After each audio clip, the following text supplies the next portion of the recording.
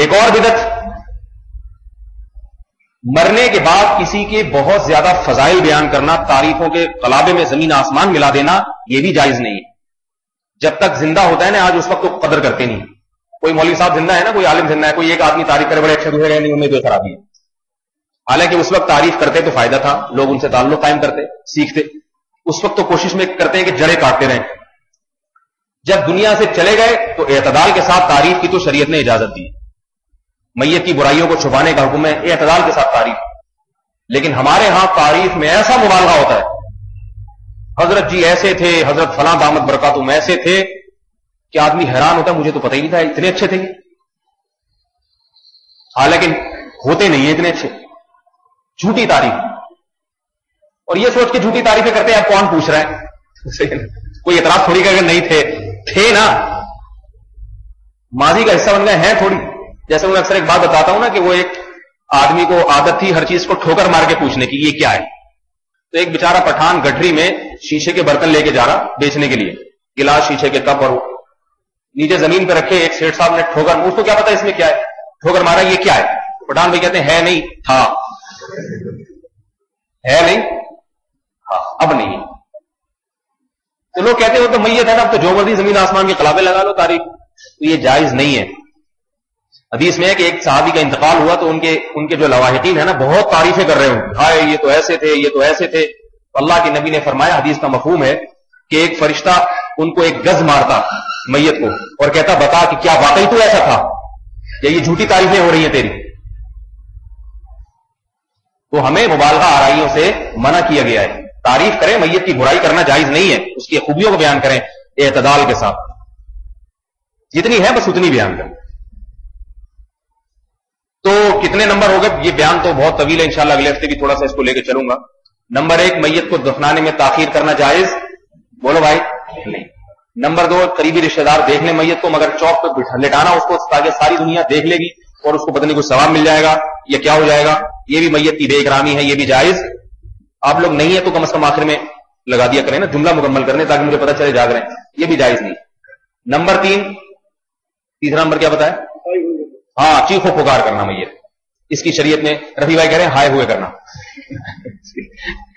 تو اچھا، یہ ہائے ہوئے سے ایک بات بتا دوں. ایک تو ہوتا ہے چیخنا، اور ہائے ہوئے ایک الگ چیز ہے.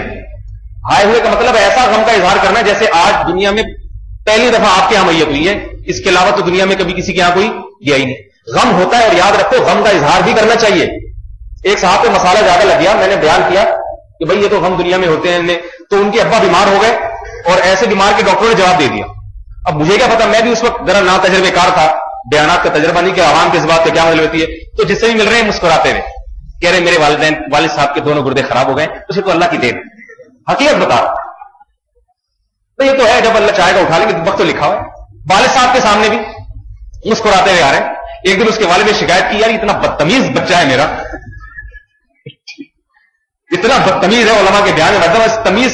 سب کہہ رہے کوئی نمازی نہیں ہے، کسی کی داڑھی نہیں، مگر سب تمیزدار ہیں. یہ داڑھی والا نمازی بدتمیز ہے. میں نے اس کو سمجھایا، میں نے کہا یہ مطلب نہیں ہے، باپ ہے، اس کے گردے فیل ہو گئے، موت ہے، اس کو غم تو انسان محبت ہے تو غم تو ہوگا اس کو. آپ صلی اللہ علیہ وسلم بھی اپنے بیٹے کے انتقال پہ روئے ہیں. رونا دلیل محبت ہے. کتنا ہی مضبوط اعصاب کا ہو، اس کے آنسو نکلتے ہیں، اور یہ رحمت ہے. جب آپ صلی اللہ علیہ وسلم اپنے بیٹے کے انتقال پہ روئے میت پہ، تو صحابہ نے عرض کیا کہ یا رسول اللہ آپ پیغمبر ہو کے رو رہے ہیں. تو آپ نے فرمایا کہ یہ اللہ کی رحمت ہے جو اللہ نے اپنے بندوں کے دلوں میں رکھی ہے. ہاں، مبالغہ نہیں کرنا چاہیے، اعتدال میں رہے انسان. اللہ تعالی ہمیں ان تمام آداب اور سنتوں کی رعایت کرنے کی توفیق عطا فرمائے. دیکھو، سعودی عرب میں شاہ فہد کا جب انتقال ہوا ہے نا، بادشاہ تھا، اس کی میت کی جو رسومات ہوئی ہیں اسے دیکھ کے پادری مسلمان ہوا ہے. سمجھ میں آ رہی ہے بات؟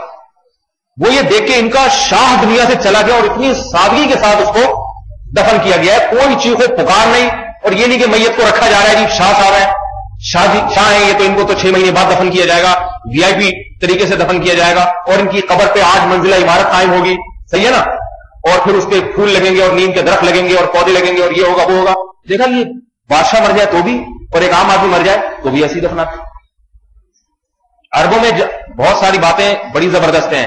ان میں ایک یہ کہ وہ قبر پرست نہیں ہوتے. میت کو دفنا دیا، ایک بالش سے زیادہ اونچی قبر نہیں ہوتی. ہمارے یہاں محبت میں یہ بھی ہے کہ اس پہ ماربل اور گارے گارے لگا کے نا اس کے شجرہ نسب بن فلاں تاریخ پیدائش، وہ جو جعلی برتھ وہ تھا نا، صحیح تو آپ کو پتا ہے برتھ سرٹیفکیٹ کوئی نہیں بناتا، وہی جعلی برتھ سرٹیفکیٹ والی فائد تو پتا ہوتا ہے یہاں بھی فراڈ چل رہا ہے. صحیح نا، یہ جو ڈیٹ آف برتھ لکھی ہے یہ بھی عمر چھپائی جا رہی ہے، عمر 80 سال کی لکھوائی گی 70 سال ہے، تو وہ وہاں بھی سارا فراڈ اور اتنے ساری چیزوں کی کیا ضرورت ہے میرے بھائی. میت کو اب عمل کی ضرورت ہے، دفناؤ اس کے ایک بالش سے زیادہ اونچی قبر نہیں. آپ صلی اللہ علیہ وسلم نے حضرت علی کو مدینہ میں آنے کے بعد جب ہجرت کی، آپ نے مدینہ میں حضرت علی کو بھیجا اور فرمایا کوئی قبر ایک بالش سے زیادہ اونچی نظر آئے تو اس کو گرا دو. تو یہ تو سارے قبرستان ہدم کے قابل ہیں، ان کو گرانے کے قابل ہیں. اتنی چوڑی چوڑی قبریں بنائی ہوئی ہیں، اتنی اونچی اونچی قبریں، تو یہ کیا حساب و کتاب ہے، یہ کیا طریقہ ہے؟ یہ ہندوؤں پہ اور عیسائیوں پہ تو میرے بھائی سوٹ کرتا ہے، مسلمانوں جو توحید پرست ہیں ان کے یہ لائق نہیں. اللہ تعالی ہمیں ان تمام احکام کی رعایت اور ان پر عمل کرنے کی توفیق عطا فرمائے. سبحانک اللہم و بحمدک.